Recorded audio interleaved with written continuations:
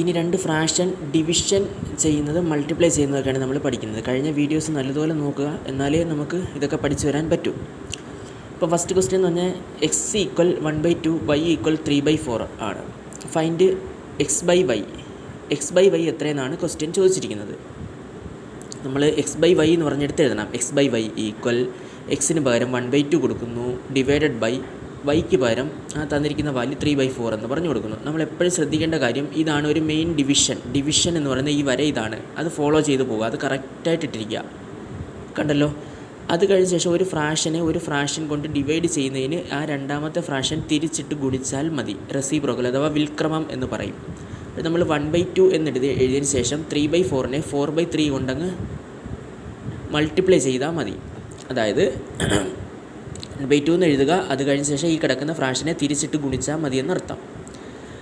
അത് കഴിഞ്ഞ ശേഷം നമ്മൾ എന്ത് ചെയ്യണം? ഇതിനെ ക്രോസ് മൾട്ടിപ്ലൈ ഒന്നും ചെയ്യാൻ നിൽക്കരുത്. ക്രോസ് മൾട്ടിപ്ലൈ ചെയ്യുന്നത് പ്ലസോ മൈനസോ നടുക്ക് വരുമ്പോഴാണ്. മണ്ടേ കിടക്കുന്ന നമ്പർ തമ്മിൽ ഇൻറ്റു ചെയ്യുക, മൾട്ടിപ്ലൈ ചെയ്യുക. 1 4 4 ബൈ 2 3 എത്ര 6.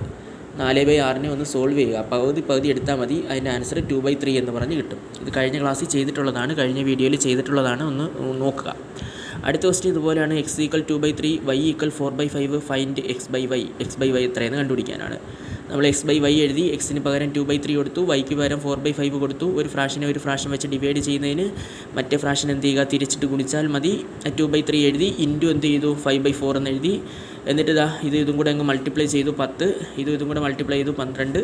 അത് കഴിഞ്ഞ ശേഷം ഇതിൻ്റെ പകുതി എടുത്തു 5/6. വേണമെങ്കിൽ ഇവരിട്ടൊക്കെ വെട്ടാം കേട്ടോ, 2ഉം 4ഉം കൂടെ വെട്ടാം, അങ്ങനെ ചെയ്യാം. അതിന് പകരം ഇങ്ങനെ ചെയ്താലും മതി. ഓക്കെ. ഇനി വേറൊരു ക്വസ്റ്റ്യൻ ആണ്. എക്സ് ഈക്വൽ 4, വെറും 4 എന്ന് പറഞ്ഞു തന്നിരിക്കുകയാണ്. വൈ ഈക്വൽ 3/8 ആണ്. Find x by y. നമ്മളോട് ശ്രദ്ധിക്കേണ്ട കാര്യം 4 എന്ന് പറഞ്ഞാൽ 4/1 ആണ്. അത് എപ്പോഴും ശ്രദ്ധിക്കുക. ഒരു ഫ്രാക്ഷനും കൂടെ വെച്ച് ഒരു ഫ്രാക്ഷനെ ഡിവൈഡ് ചെയ്യാനാണ് ചോദിച്ചിരിക്കുന്നത്. അപ്പോൾ ഇതൊരു ഫ്രാക്ഷനാണ്, ഇതൊരു ഫ്രാക്ഷൻ അല്ല. ഇതിനെ ഒരു ഫ്രാക്ഷൻ അങ്ങ് ആക്കുക. അപ്പോൾ 4/1 എന്നങ്ങ് എഴുതുക. അതിങ്ങനെയാണ്. എക്സ് ബൈ വൈ ഈക്വൽ, ഞാനിപ്പോൾ എക്സിന് പകരം 4 എന്നങ്ങ് പറഞ്ഞു കൊടുത്തു, വൈക്ക് പകരം എന്ത് കൊടുത്തു? ഇത് തന്നിരിക്കുന്ന വില 3/8 എന്ന് പറഞ്ഞു കൊടുത്തു. എന്നിട്ട് ഇത് ഞാൻ പറഞ്ഞല്ലോ, മെയിൻ ഡിവിഷൻ ഫോളോ ചെയ്യണമെന്ന്. മെയിൻ ഡിവിഷന് താഴെ ഒരു ഫ്രാക്ഷൻ കിടപ്പുണ്ട്, ആ ഫ്രാക്ഷൻ അവിടെ തന്നെ കിടന്നോട്ടെ. ഇനിയുള്ളത് ഏതാ? ഈ ഒരു ഫ്രാക്ഷൻ കണ്ടല്ലോ, ഈ ഒരു ഫ്രാക്ഷൻ. അതിനെ താഴെ ഒരു 1 അങ്ങ് ഇട്ട് കൊടുക്കും. താഴെ ഒരു 1 ഇട്ട് കൊടുക്കുമ്പോൾ നമുക്ക് 4/1 എന്ന് കിട്ടും. പിന്നെ അത് കഴിഞ്ഞ ശേഷം 3/8 എന്ന് കിട്ടും. നമ്മൾ ആ സ്റ്റെപ്പാണ് ഇവിടെ എഴുതിയിരിക്കുന്നത്. 4/1 ഇൻറ്റു 3/8നെ 8/3 എന്ന് പറഞ്ഞ് എഴുതും. അത് കഴിഞ്ഞ ശേഷം മുമ്പേ ചെയ്തതുപോലെ 4 8 32 ഡിവൈഡ് ബൈ 1 3 3 എന്ന് പറഞ്ഞ് എഴുതും. ഇവിടെ ഇതുപോലെയാണ്. എക്സ് ഈക്വൽ എന്താണ്? 4/5, വൈ ഈക്വൽ 6 ആണ്. അപ്പോൾ ഫൈൻഡ് എക്സ് ബൈ വൈ ആണ് ചോദിച്ചിരിക്കുന്നത്.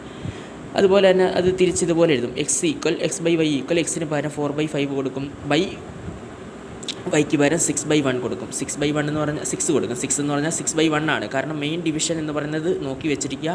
അതിന് മേളിൽ കിടക്കുന്നതാണ് ഒരു ഫ്രാക്ഷൻ, അതിന് താഴെ കിടക്കുന്നതിനെ ഫ്രാക്ഷൻ ആക്കണം. അതിനൊരു 1 അങ്ങ് ഇട്ട് കൊടുത്താൽ മതി. കണ്ടല്ലോ. എന്നിട്ട് 4/5 എഴുതുക, 6/1 എഴുതുക. 6/1നെ 1/6 വെച്ച് ആക്കി എന്ത് ചെയ്യുക? ഇതിനെ മുമ്പേ ചെയ്തതുപോലെ 4/5 ഇൻറ്റു 1/6 എന്ന് പറഞ്ഞ് എഴുതുക. അത് കഴിഞ്ഞ ശേഷം മൾട്ടിപ്ലൈ ചെയ്യുക. 1 4 4 5 6 30. അതിനെ പകുതി എടുക്കുക, 2/15. ഇതിനെ മാറ്റാൻ പറ്റത്തില്ല.